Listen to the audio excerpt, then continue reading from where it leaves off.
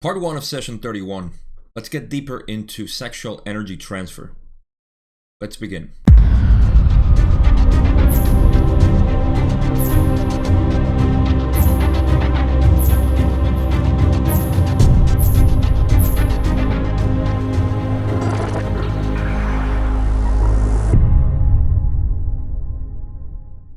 So, after finishing book 1 in session 26, we ended with a last question about sexual energy transfer, and this was in the original books in book 2, because Don, as you can see in this session, they got really into the details of sexual energy transfer, and Don wanted to get the information from session 26 and put it into session 31, so it would make more sense. And you can see the logic behind that, because in session 26 they were just finishing up the narrative that they had so far about the evolution in our planet Earth from second density to third density, and they were just wrapping up. So this was a question that actually Carla had in session 26, so they moved it into book 2.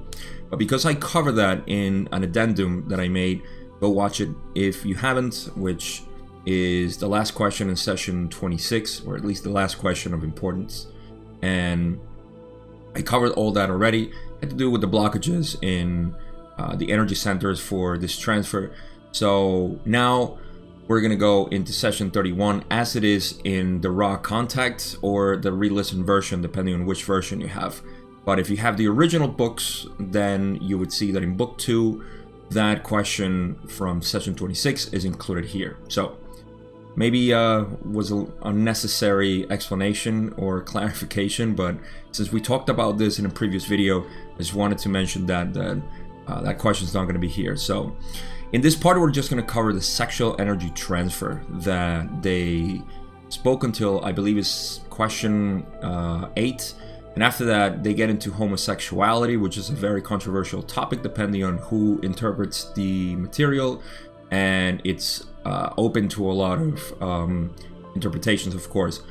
But even in this first part, we're going to see that there's a reason why this topic is controversial. It's because in our society we are subjected to a lot of distortions in how we perceive sex, and this, of course, transfers into the information that is from a metaphysical sense and what's happening there, and the relationship that we have with sex. So this will get a little bit more clear as we go with the questions, because Ra kind of infers this in a way, and we know, of course, now that we can try our best to be unbiased with this information, because we're all, including your host here, is biased, in terms of how we perceive sex. So please don't take anything that I say as the final interpretation, as usual. Also, make your own conclusions, and that's basically it. I'm just gonna do my best, to describe all this information that they gave us. And with homosexuality, it's gonna be a different video, of course, and we'll get to that when it's needed. So the first question that I have, again, they started with a question because, as you have seen in the previous videos, Carla at this point was feeling a lot better. She was feeling a little sick before, and that's why the sessions were a little shorter. So the first question was if Carla could start walking again, and Ross said that it was fine, like she could start walking. She used to do some morning walks, I believe, a couple of miles, so she resumed that after this session, but they asked Ra that, so I excluded that question, and we're going to start with 31.2, which goes straight in what I was explaining before on the previous question. Don says, what I'm going to do is use the information that we did at the end of the previous book that you suggested would be more appropriate for more advanced material. We will put it in the book at this point, as we are talking about bisexual reproduction, and I would like to expand on this material a little bit to get some definitions and better understanding. You speak in this material of sexual energy transfer. Could you define that energy transfer and expand upon its meaning, please? Ra says, energy transfer implies the release of potential energies across, shall we say, a potentiated space. The sexual energy transfers occur due to the polarizations of two mind-body-spirit complexes, each of which have some potential difference, one to the other. The nature of the transfer of energy, or the blockage of this energy, is then a function of the interaction of these two potentials. In the cases where transfer takes place, you may liken this to a circuit being closed. You may also see this activity as all experiential activities, as the creator experiencing itself. So we get a first glimpse into what energy transfer is first, as Ra is saying. If you notice, they say energy transfer implies the release of potential energies across a potentiated space. So this sounds a lot like physics, and it's plain physics, to be honest. But in this case, we're talking about metaphysics, if that's a term. So that is what transfer is, or energy transfer is. Then they go into sexual energy transfer, which occurs depending on the polarization of the two people involved, each of which have a potential difference. And this potential difference is going to be seen more as we explore how the mind-body-spirit complex in relation to the other needs to have, or will have, a sort of alignment that will allow this energy to flow, and the transfer will happen depending on, again, the polarization of both and how they're polarized. And we're going to get into the details of that. Now they say the nature of the transfer of energy, or of the blockage of this energy, because like we have explored in that addendum that I talked about at the beginning of the video, there are blockages that don't allow the energy to be raised, let's call it this way, and thus be transferred, because it has to reach a specific point.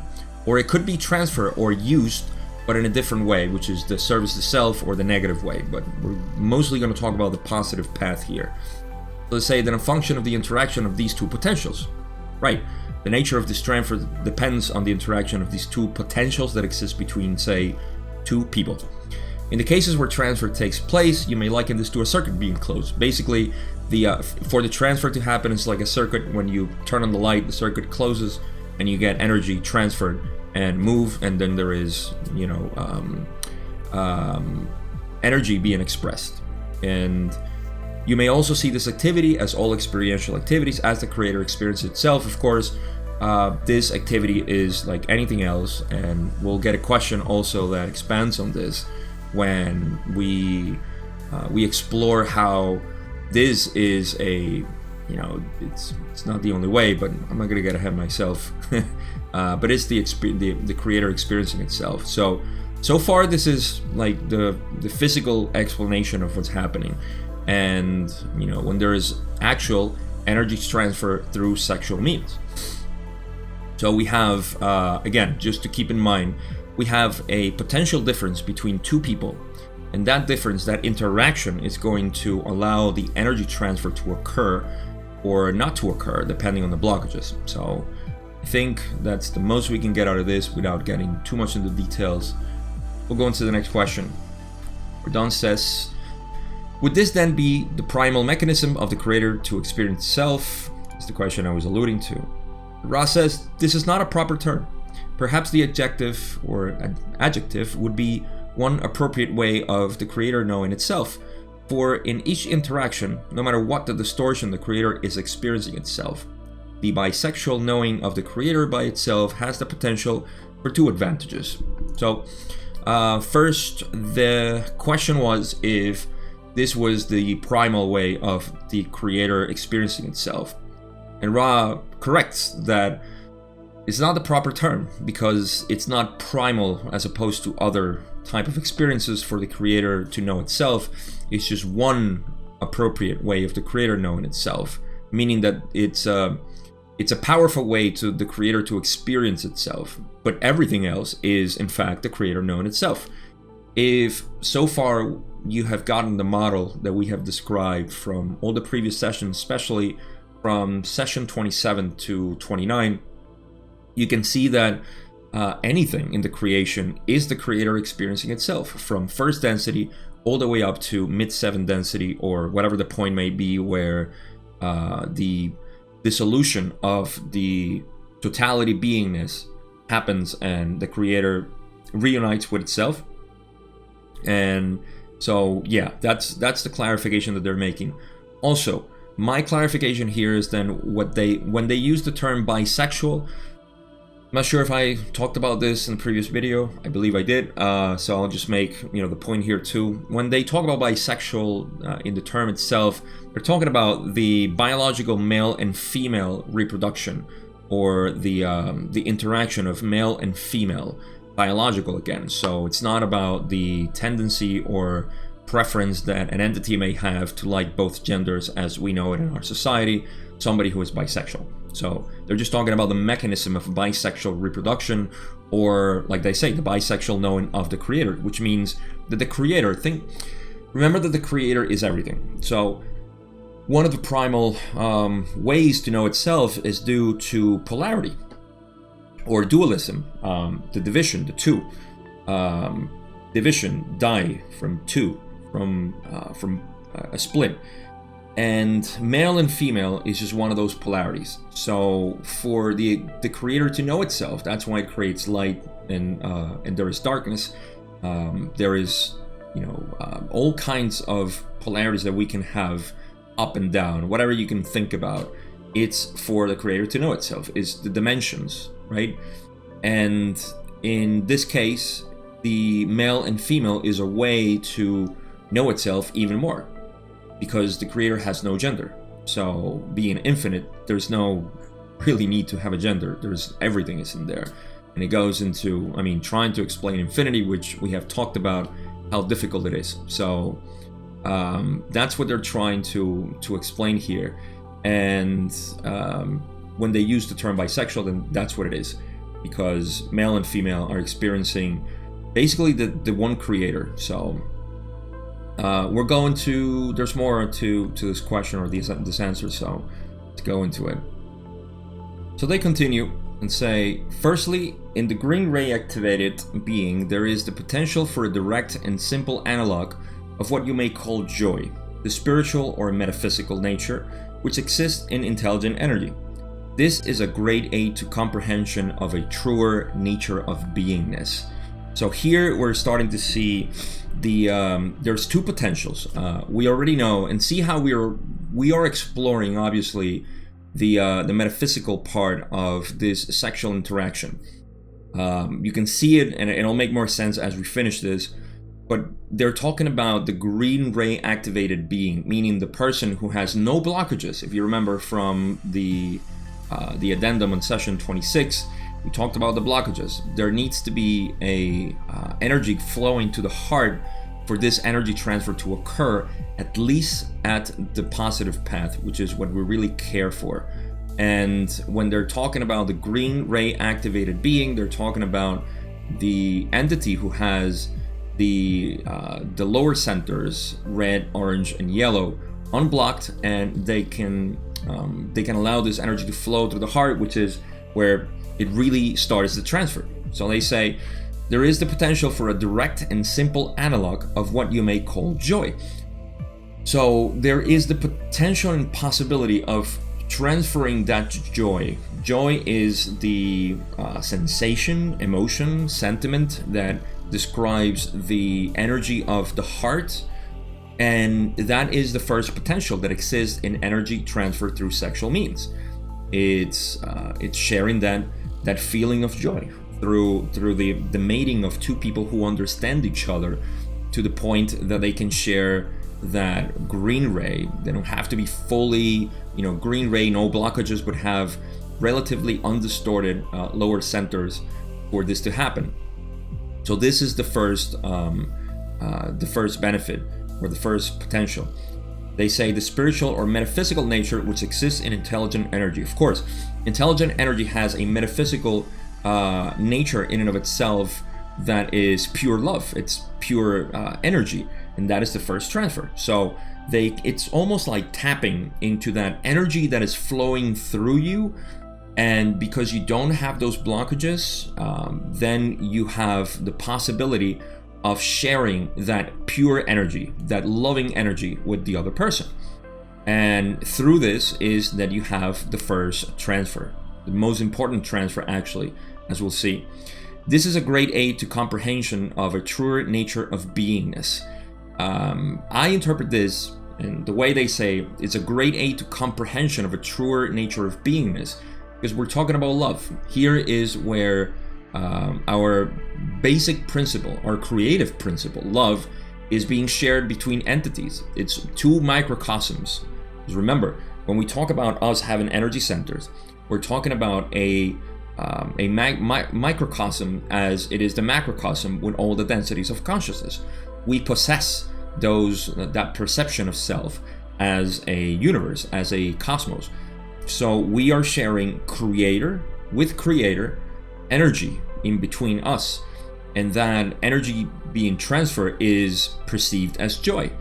So there are other methods of also sharing this love energy that is not through sexual means, but we're talking about sexual energy transfer. So in this case, that is the first, it's the first part. And this also has to do, even if it's not directly related, but it starts because it's almost like its own complex, even though they don't call it this way, but it has to do with your throat chakra too, the blue energy center. So I'm not sure if they're going to mention this now.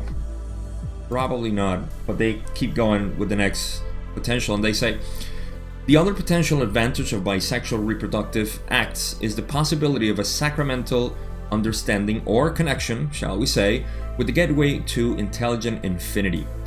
For with appropriate preparation, work in what you may call magic may be done, and experiences of intelligent infinity may be had. So this is the other potential that exists in the bisexual reproductive act, which is, of course, the sexual interaction between male and female. And there is it's raising the energy as we did to the heart. And remember that the heart mind this is like its own energy center. When we talk about the body, and I'll get into more details about this, but the body being the lower energy centers, the mind being the heart and throat, and then the spirit being the third eye or indigo and violet ray or crown chakra. So there is activation, say, of the heart mind, and that allows for either pure love, undifferentiated as we know, or wisdom, honesty, love shared as well, which they haven't explained here yet, but that is the first potential. And the second potential is that you make contact with intelligent infinity through this energy transfer, because the potential of this energy transfer is also depending on how much I vibrate. And remember at the beginning they talked about potentials. So if my potential is or our potential, if we're having a sexual energy transfer, and there is the potential of me vibrating on an indigo ray, then that transfer will go directly through the other person, and I don't want to say the word potentiate, but it kind of feeds in exchanges the transfer or the energy in between the two entities. So that is what's happening when they talk about the second potential. Again, it's first is heart mind, second is spiritual in that sense, through the indigo ray. So they say with the gateway to intelligent infinity, because this is the gateway to intelligent infinity, it starts with the third eye and it goes on to the crown chakra. And for the appropriate preparation work, and that what you may call magic may be done. Now remember, magic is the way, as it's described in the raw material, is the possibility, I believe Don made this question at some point, of using at will changing consciousness. And this is at your own volition. Like you want to change consciousness and you do work, so you change your consciousness. That is what magic is called here. And the experience of intelligent infinity may be had. So with this kind of activation, which again, it's kind of rare in our society, no wonder why, but there's that potential that this can be done. Tantra comes to mind because that is probably the most developed and advanced method of sexual interaction between humans that we know of, that has been developed so far, at least in our recent history. So you can see that there is a lot. I'm not extremely familiar with all the techniques, but I know that there are breathing techniques, there are posing techniques, there's all kinds of interaction, and of course, there has to be a clear entity or two clear entities to have this sort of interaction way when they don't have blockages and they are vibrating with true love and honesty, which is really all this energy centers all the way to our throat chakra. So when that happens, then you can actually have this mystical experiences or transfer energy from what's called sacramental into the other being, and it goes both ways. It doesn't go all the time both ways, or it doesn't have to be both ways, but I'm getting ahead of myself. So far we have covered that there is a potential between two entities. Depending on that potential, there is transfer.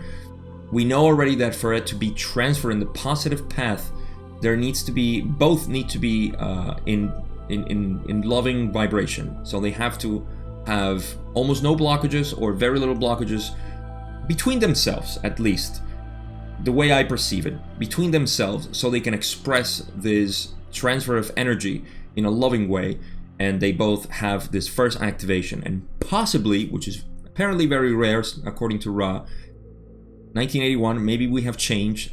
I don't think so. We're still very distorted in our way of how we perceive sex, but there is still that potential there of activating the sacramental energy transfer.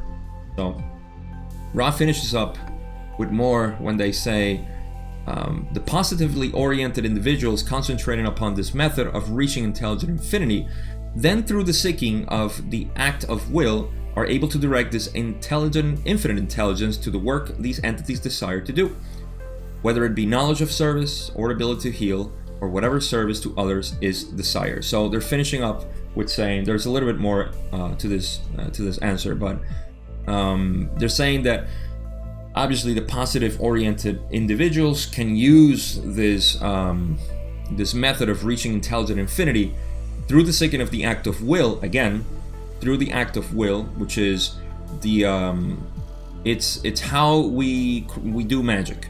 Magic is through the act of will. The power of the will is enormous, and it's directly related to faith as we know it, the mysterious work, because will is acting, it's putting like all our focus on something that we simply don't have a physical mundane grasp on, and we put our intention there.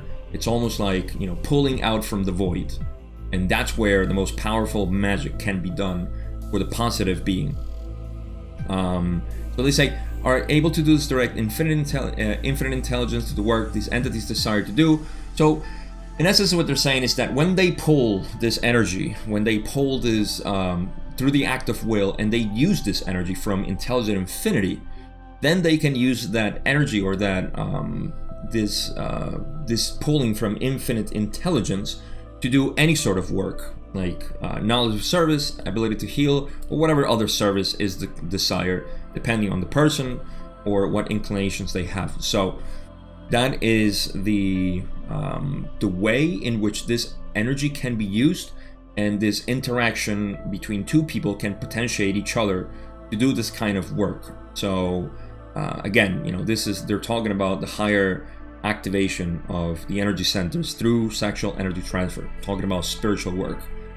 So I believe this is the last part of the answer. Maybe wrong, we'll see.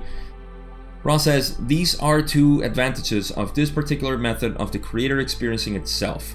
As we have said before, the corollary of the strength of this particular energy transfer is that it opens the door, shall we say, to the individual mind-body-spirit complex's desire to serve in an infinite number of ways, and other self, thus polarizing towards the positive, of course. So regardless, we're talking about positive path.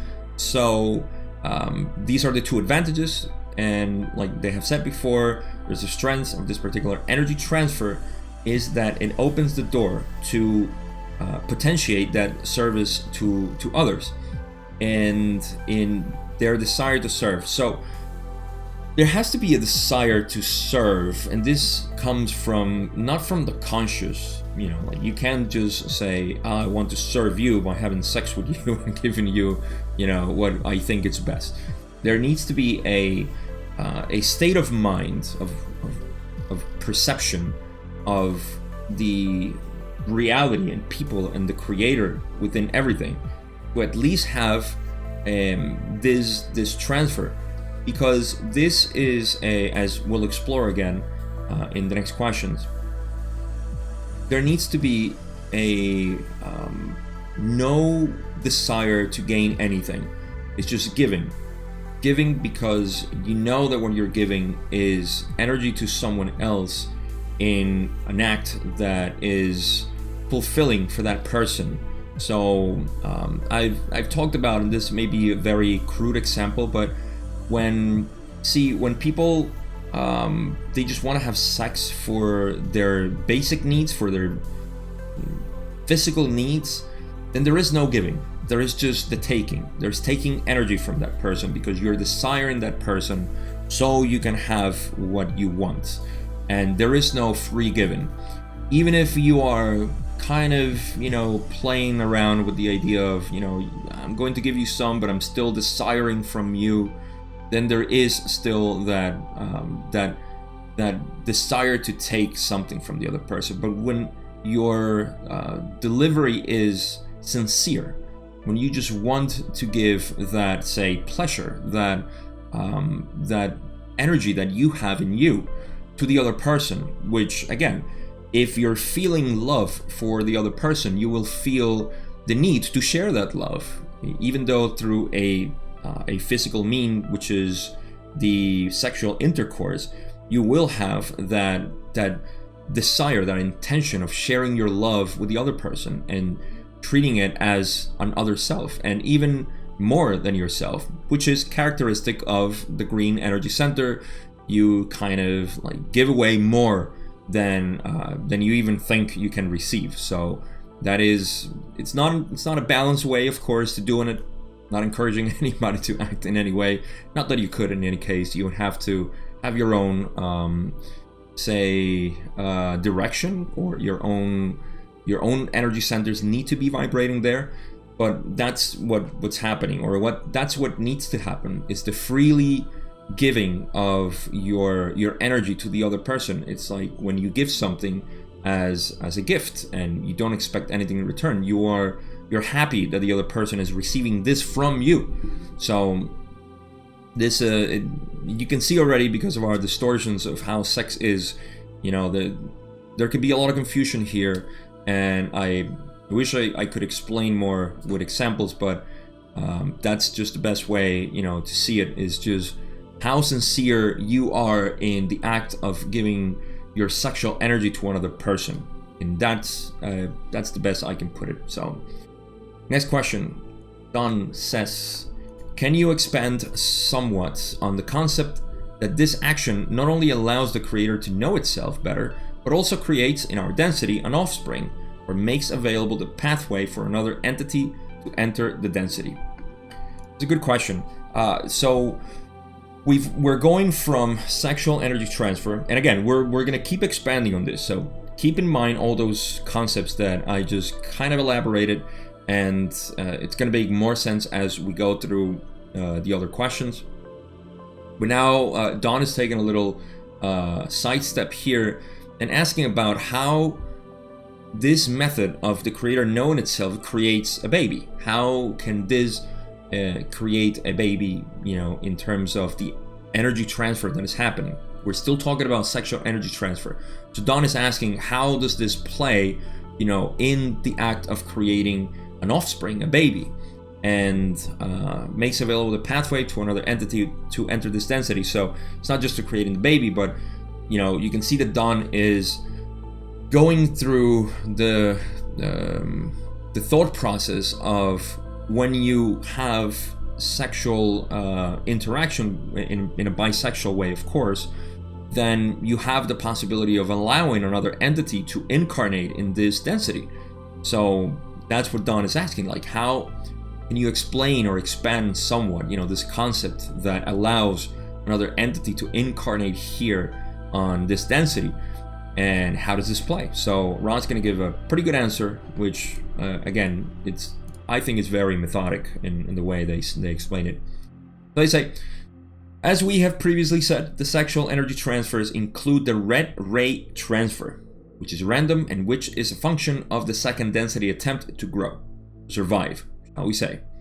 This is a proper function of the sexual interaction. The offspring, as we call the incarnated entity, which takes on the mind-body complex opportunity offered by this random act or event called the fertilization of egg by seed, causes an entity to have the opportunity to then enter this density as an incarnate being, of course. So, I think Don was going a little deep into what this sexual energy transfer in all the energy centers, how does this play out with the creation of a baby? What are the interactions between these energy centers? And now Ra is saying from the get-go, this has only to do with red energy or red ray energy transfer. Again, if you don't remember from that session 26, go watch it. The addendum, not session 26 itself. Well, sexual energy transfer. You can probably still see it over here. So, if you remember there, they were explaining that the red ray energy transfer is a random one. So what's happening, red ray? Red ray is our survival energy center, which is, if you correlate it with first density, as we know the creation, and I love the beauty of this, because when they explain how first density evolves, first density in the creation, in the universe, intelligent energy is random and it's timeless, and it's trying to claw its way up into the spiraling light to become second density. So this energy transfer that occurs in the bisexual reproduction is also random, meaning that we have no conscious control over if we want to have a baby or not. We only do it and wait and see. And that randomness is what's creating the possibility of an offspring. I'm not sure why it has to be random in third density. They don't explain that, but it seems like it's a property of first density. Again, remember, I'll probably start doing this more often because people should know, and I include myself here, people should remember that we are the microcosm of the macrocosm. So studying the law of one in its more greater aspects, as we know the creation, the universe itself, you can see all the relationships that are between the number 7 in all of our metaphysics. The number 7 represents us, always represents us, and we are the same thing. So when we say we are at 4 density, we're at 4 density vibrations right now. Well, we're 4 density, 4 chakra love, and this is, a great way to put it. But if we can relate to every single one of those densities and our own consciousness as we perceive it, when we say we are in survival mode, you are living in first density. When you watch the news, when you are, scared about, finances and politics, or your children or your family or whatever it is, the neighborhood, oh, my neighbors, oh my God. So, when you have that, I'm glad my neighbors don't watch my show. Anyhow, no, great neighbors. So this interaction that exists between the macrocosm and the microcosm can allow us to see a lot of similarities. And here we're talking about the same thing. So this is random. This sexual energy transfer of the red ray is completely random, and that's what causes the offspring. So that's what they're saying. And again, very related to first density consciousness. So that's what they say. There's nothing more to say here, just that the fertilization of egg by seed, they also say it causes, obviously, the opportunity to and this is going to piggyback to the next part of the answer that Ra has. But yeah, that's how it occurs. It's completely random. I don't think I missed anything here. We'll go into the next part. So that explains to a great degree what Don was asking. And so Ross says, this gives the two who are engaged in this bisexual reproductive energy transfer the potential for great service in this area for the nurturing of the small experience entity as it gains in experience. This is really, really important because in our society, we know that we have to take care of our children. We are the responsibles for them. So this is, and I've heard it in so many ways, and I think everybody would agree with this, that the best service you can do, service to others you can do on this planet, is to raise a child. Doesn't mean everybody has to. It's just that the greatest service that can be provided is to raise a child. So this gives, like they say, the two who are engaged in this reproductive, nurturing, and small experience as a getting experience. They don't talk about service to others here, but it is implied. They may say it in the next part of the answer, but I'm not sure. The point is that this possibility is giving a lot of experience or potential experience to the two involved, so they can be of service. So I just wanted to know that. All right, last part of this answer. Ross says, it shall be of interest at this point to note that there is always the possibility of using these opportunities to polarize towards the negative. And this has been aided by the gradual building up over many thousands of your years of social complex distortions, which create a tendency of towards confusion, shall we say, or baffling of the service to others aspect of this energy transfer and subsequent opportunities for service to other selves. Here is where Ra drops the society distortion bomb on us, and this is where I'll probably add most of my philosophical view on sex. This is something that since I was a teenager I realized that there was such a disparity, and not that I knew any better, I just knew that it was something normal and that there was a lot of shame, and it did create a lot of distortions in myself in how I perceived this to be something hidden. And I think a lot of our I would say inclinations or orientations may have to do with how forbidding something seems.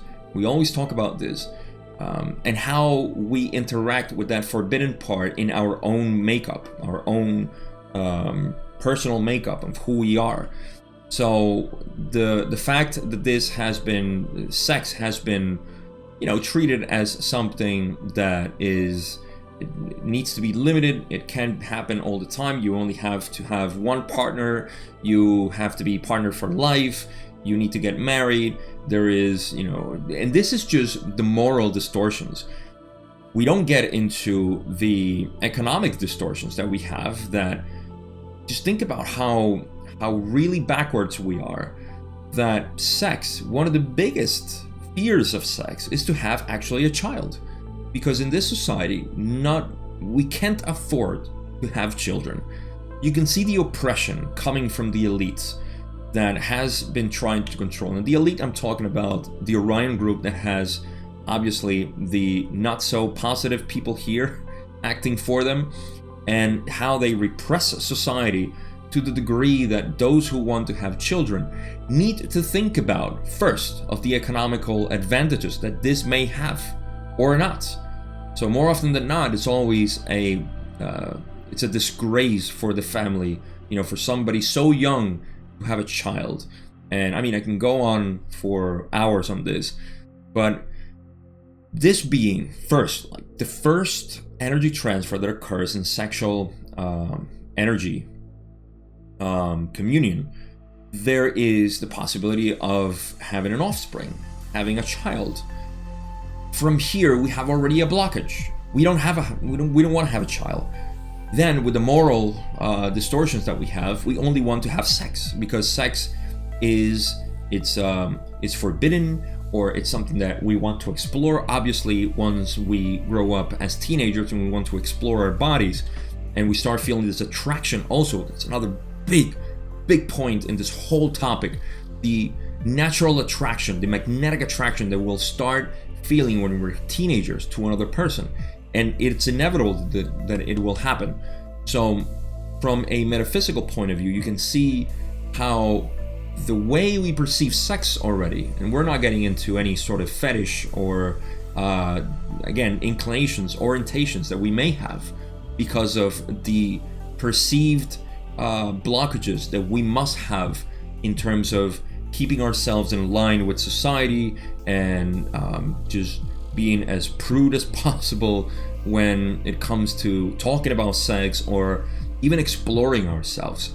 So something that is so basic, and they're saying that let me go back to where they say this has been aided.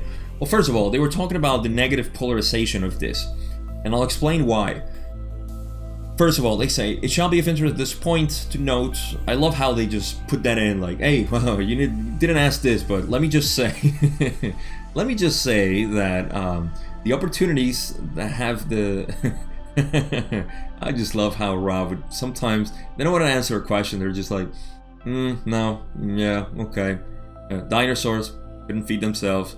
This, well, let me add this, please, so you know, if you don't know already. All right, so they say always the possibility of using these opportunities to polarize towards the negative. Now, how do you polarize towards the negative? You block your, or you have blockages in your, unknowingly. I mean, this is just how things are. You know, sometimes a lot of people are polarizing towards the negative because it's the status quo, and we can see this now in our society. I mean, a lot of people are enforcing. I love what Peter Joseph used to call I forgot how they said, self-appointed guardians of the status quo. That's what he said. Self-appointed guardians of the status quo. They buy so much into the narrative that they become self-appointed guardians of it. Not because it makes sense to them, or it may seem to make sense to them, not into themselves, but into what the others buy. So a lot of people in this mentality, what they're doing is that they are somehow they're polarizing towards the negative by not being of service to others, by not allowing themselves to flow free into the other person, to see themselves in the other person. And this is the opportunities that have been building over many thousands of years. We're talking about millennia of social complex distortions which create a tendency towards confusion or baffling of the service to others aspect of this energy transfer. So in essence, they're saying that there is so much confusion in how we perceive sex that it polarizes people towards the negative. Give you an example of it. You know, men mostly, I'm not saying mostly men, but mostly men than women. I'm sure there's a lot of women that use it, you know, this way to who have no intention of sharing their love, but it's mostly men for the reasons that we know, that we have a patriarchal system that values a lot men and have blockages over women and the whole nine. Men seek sex for the purpose of just satisfaction, without knowing, because it's weak to share your love with another person. I felt this. I have felt this myself as a man in the past, because you get influenced with how sex should be. You know, and sex should be something that is very animal, very animalistic. Well, guess what? You're staying yourself down here. You're staying yourself in the animal aspect, the instinctual aspect. And one of the blockages, or the effects of the blockages in the lower energy centers, is that you will have a never-ending appetite for sex.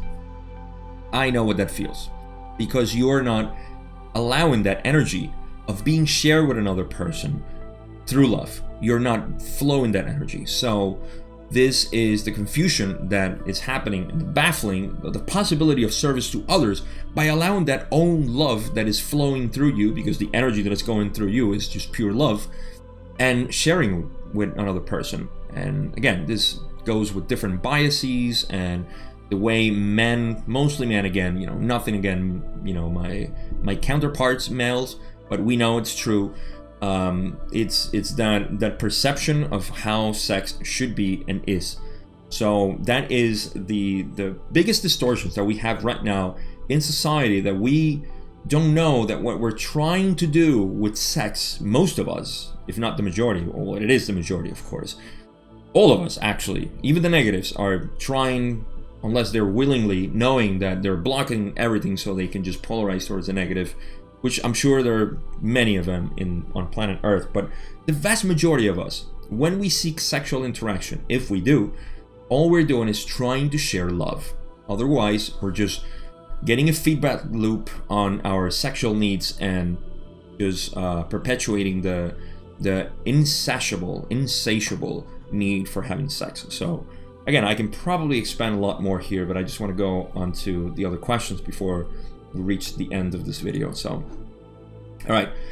So now Don, question 31.5 says, if a sexual energy transfer occurs in green ray, and I'm assuming in this case that there is no red ray energy transfer, does this mean it is impossible then for this particular transfer to include fertilization and the birthing of an entity? It's a very intricate question. So let's untangle it.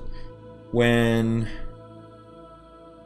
Don says, okay, if a sexual energy transfer occurs in green ray, meaning, again, we're going to clarify something that Don didn't know at that moment. And he's saying, he's assuming that there is a energy transfer between green ray, but there's no red ray energy transfer. Does this mean it is impossible then for this particular transfer to include fertilization? Meaning, if we have a transfer, sexual energy transfer from green to green, but no red, then it's impossible for a baby to happen. This shows a lot more the train of thought that Don had in terms of the previous question when he asked about how does this mechanism allows for an offspring to be born, to come into existence, for an entity to be incarnate here. And Don is saying, like, if there is energy transfer between hearts and no red ray, then does this mean it's impossible, for this transfer to include fertilization, meaning no fertilization through green ray? And Ra's going to clarify here by saying this is incorrect. There is always the red ray energy transfer due to the nature of the body complex. The random result of this energy transfer will be as it will be, as a function of the possibility of fertilization at a given time in a given pairing of entities. So right away, the answer is that there is always red ray energy transfer, because when you have sexual intercourse, there is the possibility, and we're talking about bisexual, of course, there is always the possibility of red ray energy transfer.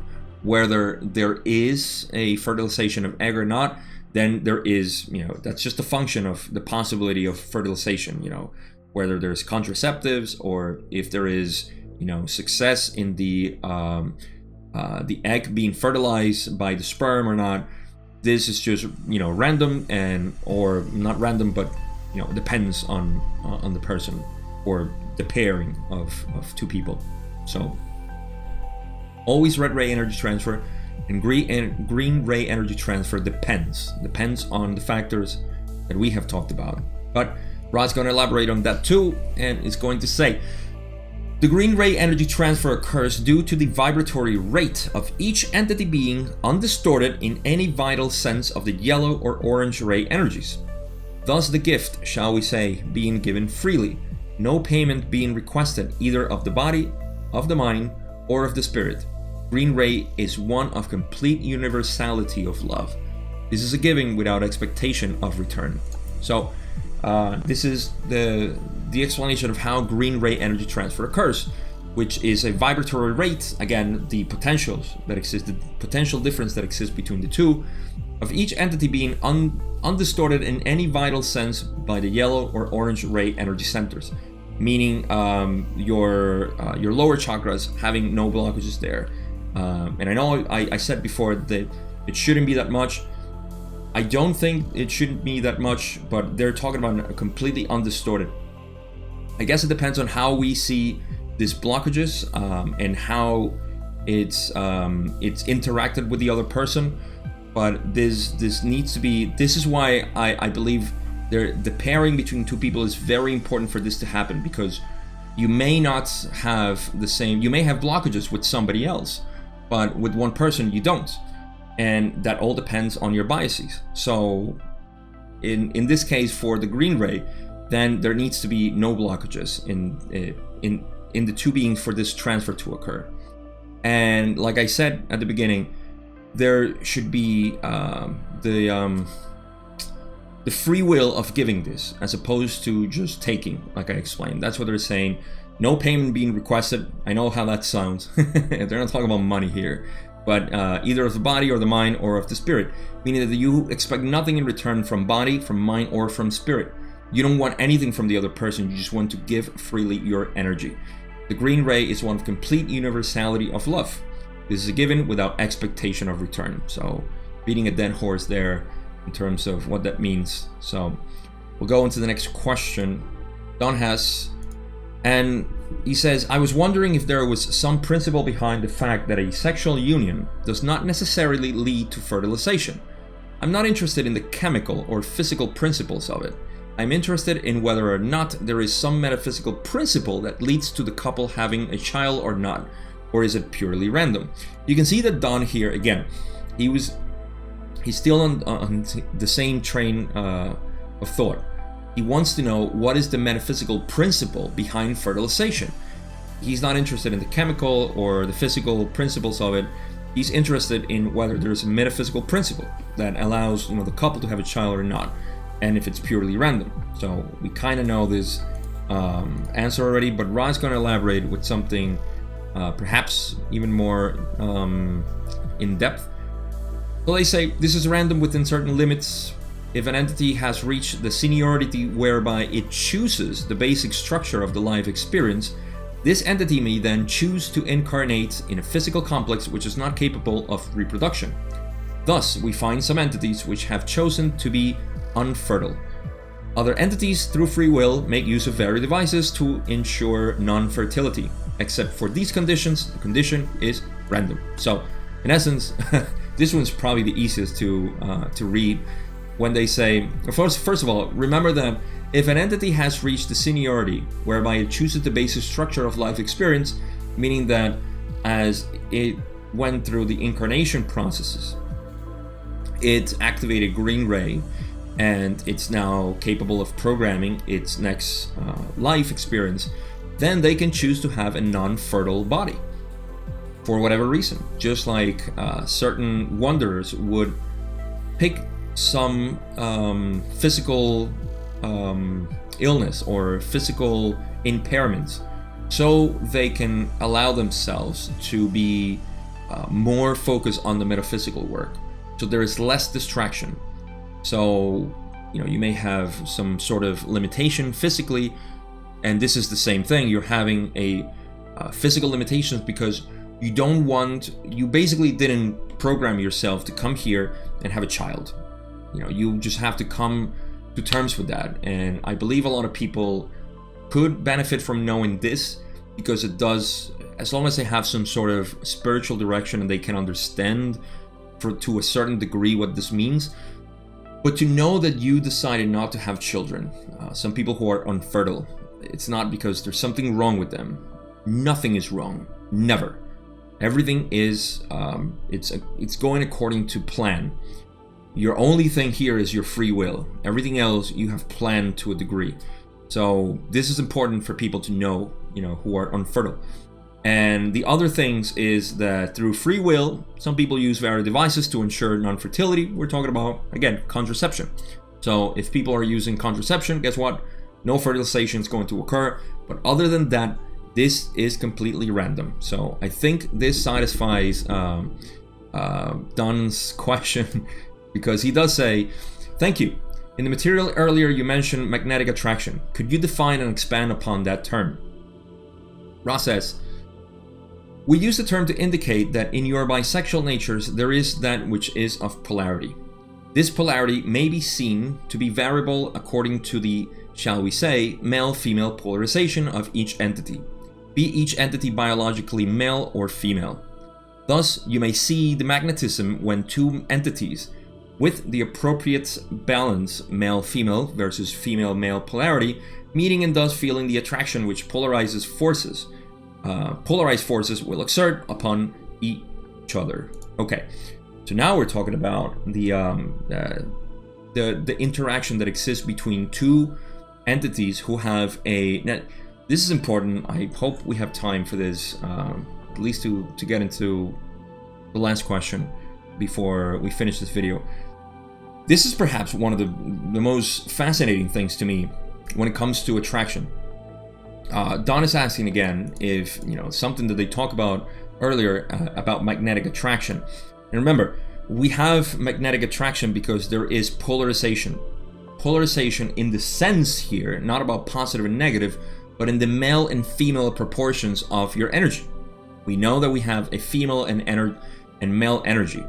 Even though we may be biological male or biological female, we do have a balance between a male and female energy. So you will have very masculine women or very feminine men, or you may have a very masculine man and a very feminine woman. So this is the spectrum in which we kind of glide, or we fall into, depending on many factors. One of them being our previous incarnations, but let's not talk about that. It has to do with how your energy is. This is completely normal, and because of this difference of the energies, and this is why you see that some say, let's give the example of a feminine man wants to have a masculine woman, somebody who is very assertive and that can take care of things and has that masculine energy. And same thing happens in reverse. A very masculine, say, man would want to have a very feminine woman. And I mean, you can play with the spectrum here as you will, but that is what they're talking about. Because of this this difference in polarity, then there is attraction. Because the one person may want to have the other part that complements it.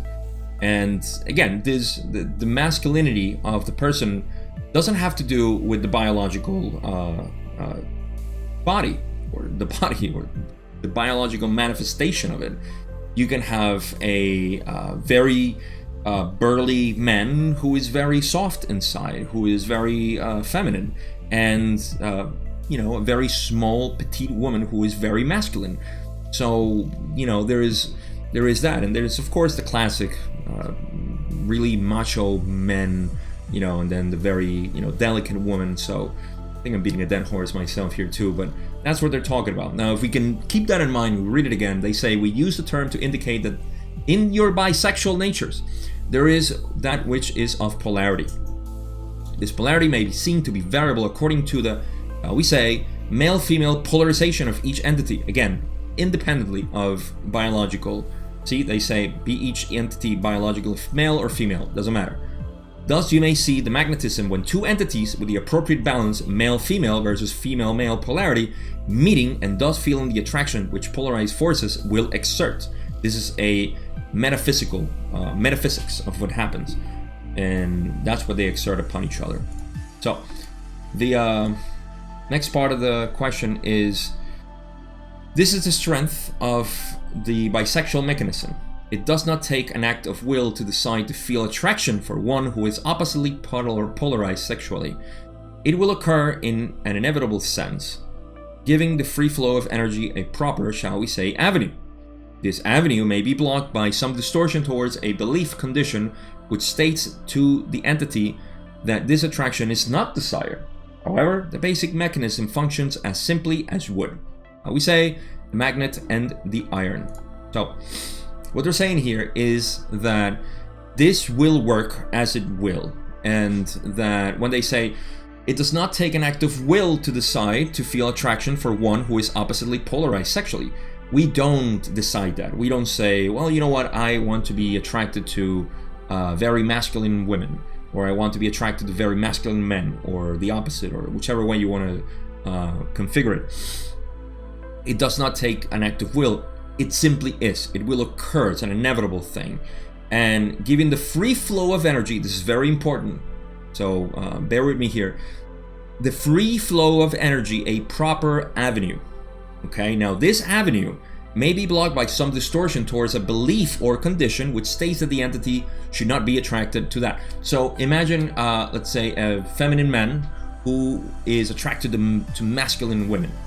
But because in their society and their friends, their circles, they see, masculine women as something undesirable, this person will have biases against it. So he will feel very attracted to this woman, but he would just feel like it's not right, so he would block himself. That is a blockage. You are fundamentally attracted to that polarity, that which you need, and from here you cannot do anything else but block yourself or allow it to flow freely. So this is what they're talking about.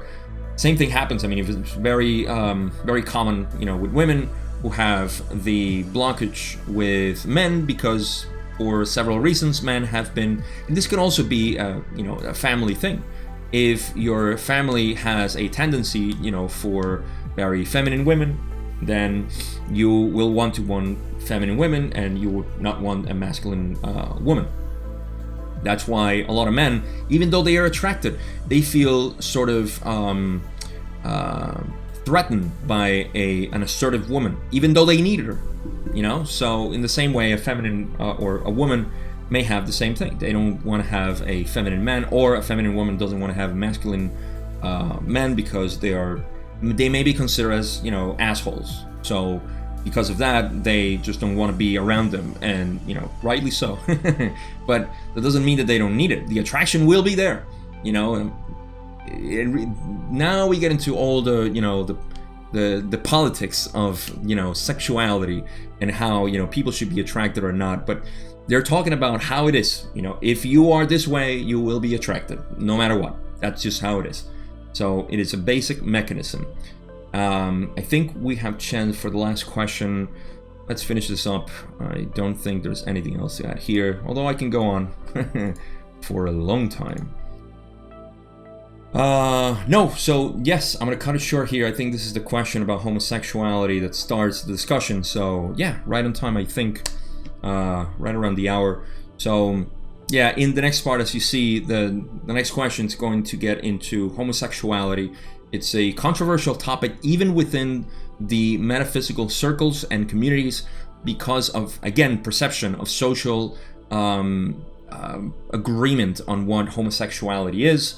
Ra does give some interesting information, but it needs to be discerned by the person itself. I'm going to give my interpretation as always, so that is going to be in the next video, second part on session 31, and hopefully it just gives you, as usual, something to stand upon so you can reach further levels with this information if this is something that interests you, because we're talking about the origins of, or the origination of homosexuality in our society and other topics there that are important in terms of sexuality itself, and some energy transfer also. So we will explore that in the next video. This is it for this one. I hope you found it useful. My conclusions here is, again, like I said in the addendum of session 26 when I first started talking about sexual energy transfer, is that we need to explore ourselves in a metaphysical principle or metaphysical mechanism that exists naturally in us, and that it doesn't have to be explored. There's no need to do it. Just like anything else, there's no set rule that you have to do something. That's the beauty of this creation. That's the beauty of this philosophy. You don't have to do anything. You just have to be whoever you are. Nobody can tell you what to do. However, it's important to keep in mind that there is a mechanism, a metaphysical mechanism, for you to explore yourself, not only in the physical, because sexual intercourse, as we're so used to with our bombardment of women in their stereotypes, or the prototype woman or the prototype male, and we desire only those models that don't exist really in our society. They're just Photoshop and so on. I mean, there's so much distortion there. But exploring beyond the physical, of the sexual physical need, to know that there is and explore, that's what I mean by exploring, that loving energy that you want to share with somebody specific. We talked about the magnetic attraction that exists. And that magnetic attraction is what allows you to find somebody to which or with whom you can share this love that you have and explore this energy transfer that may be possible. Knowing or feeling at least sex, this is the basic way, basic possibility of sharing energy between two people. They're talking about bisexual here, so male, female. We'll talk about homosexuality in the next part, but here we're talking about this exploration of love, which again, just to get a little bit ahead of myself, there is the possibility, of course, of green ray to green ray in homosexuals for transfer. So that is there too. Anybody can explore this, and it's again a metaphysical mechanism that is available to us. So to know this is to know that there is more potential than just the physical lower energy centers that we're exploring to find this brief sensation of satisfaction. There is the love sharing, which is again the two chakras of your heart and mind, or heart and throat. And there is the potential of also elevating or raising that energy to the upper energy centers, where there is that exchange of sacramental views of the creation and do magic as we know it, which is polarizing in any way that you want, or using polarization to do magic in terms of the service that you want to perform, healing, service to others through whatever other means. So that is my view. I wish I could expand a lot more on this, but I'm going to cut it short here. Thank you so much for watching. Don't forget to subscribe if you haven't, like, notification bell, the whole thing here to help the channel if you want to. Again, we'll talk about homosexuality and other parts of sexual energy transfer in the next video. And if I didn't say it already, thank you so much. Take care. I'll see you in the next video.